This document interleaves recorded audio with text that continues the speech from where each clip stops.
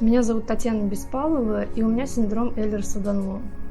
Синдром Эйлерса-Данло – это редкое орфанное генетическое заболевание, проявляющееся нарушением различных этапов сборки белка коллагена, либо белка, который взаимодействует в образовании коллагена, например, белок тинасцин, кодируемый геном TNXB.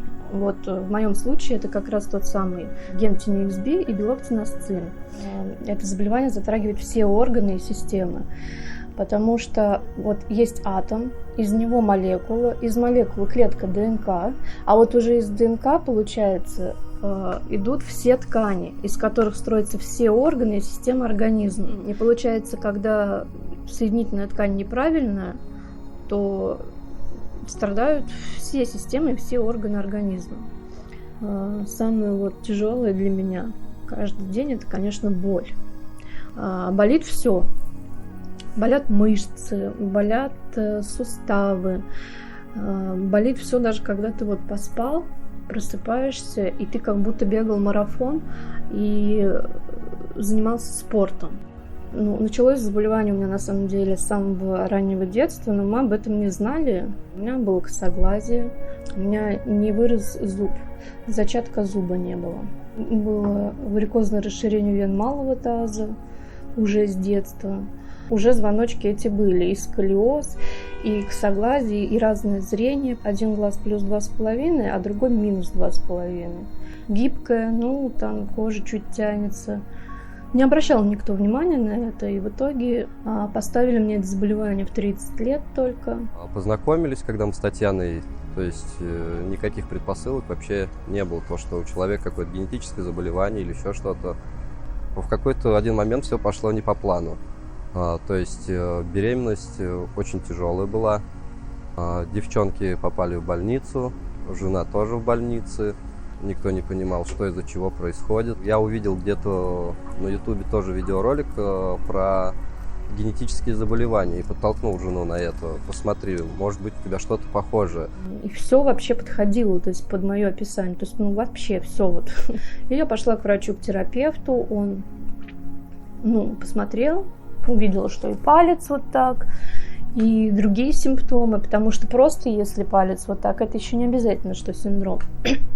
Вот. Но поскольку у меня и было кровотечение в анамнезе послеродовое, у меня, в общем, по всем системам и органам организма разные нарушения, различные степени, и, в общем, он направил меня к генетику. Врач сказала, что ваши симптомы не укладываются в синдром Эйлерса-Данло.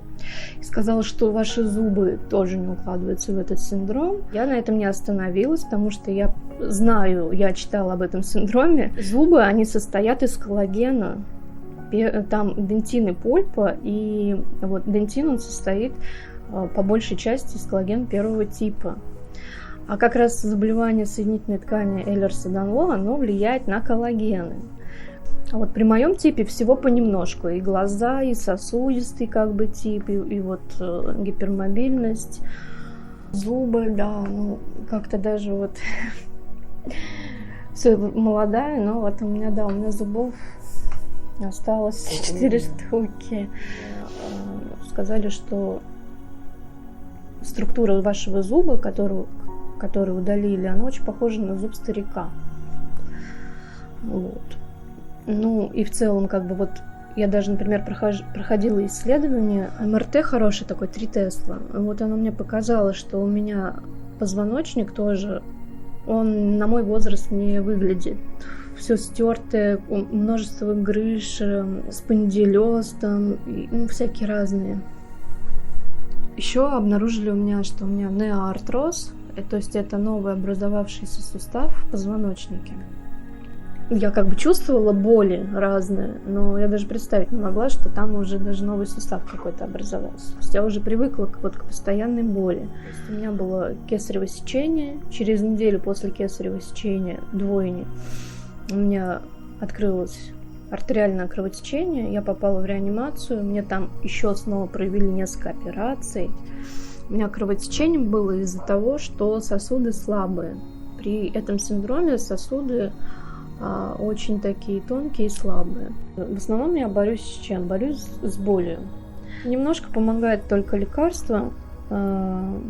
которые только по рецепту. И то они мне не помогают.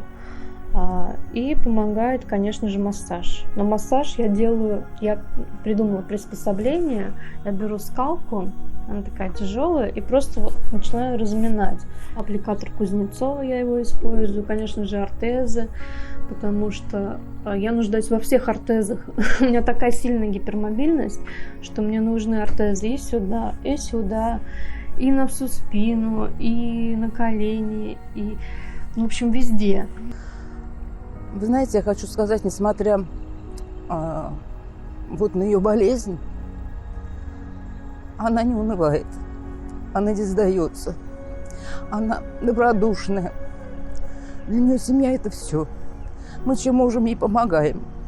Вот у нее внутри есть такая сила, которая при такой болезни, как у нее, она все-таки борется с этим, она молодец. Она вот именно духовно, богатая духовно. И мы ей тоже говорим, все нормально будет. Ты самое главное, не сдавайся, борись, не сдавайся. Потому что все можно побороть. Самое главное в этой жизни – у тебя дети. И тебе их надо растить. Поэтому ты себя держи и не сдавайся. Радоваться мне помогает, конечно же, моя семья, мои дети. Это моя опора, мой муж. Благодаря интернету я познакомилась тоже с такими людьми, как я.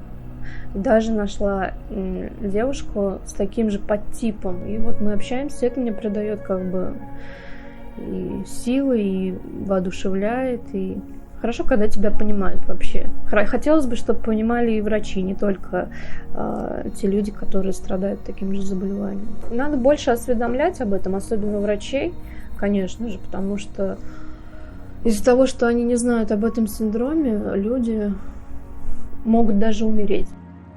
Хотелось бы, чтобы были, например, центр редких заболеваний, чтобы много центров таких было, не один, где как раз сидели бы врачи, принимающие таких людей и понимающих, о чем вообще идет речь. А не так, когда ты приходишь к обычному врачу в обычную поликлинику, а он говорит: ого, синдром Эйлерса-Данлоа, а что это такое? Расскажите мне. И я хочу еще сказать, что если у других людей встречается такая болезнь, такие симптомы появляются, нужно незамедлительно обращаться именно по поводу генетических анализов, чтобы знать, от чего это идет. Потому что некоторые врачи, они могут и не знать это. Если бы мы знали раньше про это, я бы знала с детства еще, что у нее такое, мы бы поддерживали, чтобы не получилось то, что сейчас получилось у нее, когда у нее все болит. Следите за этим повнимательней. Людям с такими же проблемами, чтобы они не унывали, чтобы они понимали, что они не виноваты в том, что случилось. Потому что, вот так распоряжается природа, что у кого-то мутации в генах, у кого-то спонтанные мутации, у кого-то наследуемые мутации. Это надо принять просто, я считаю, да.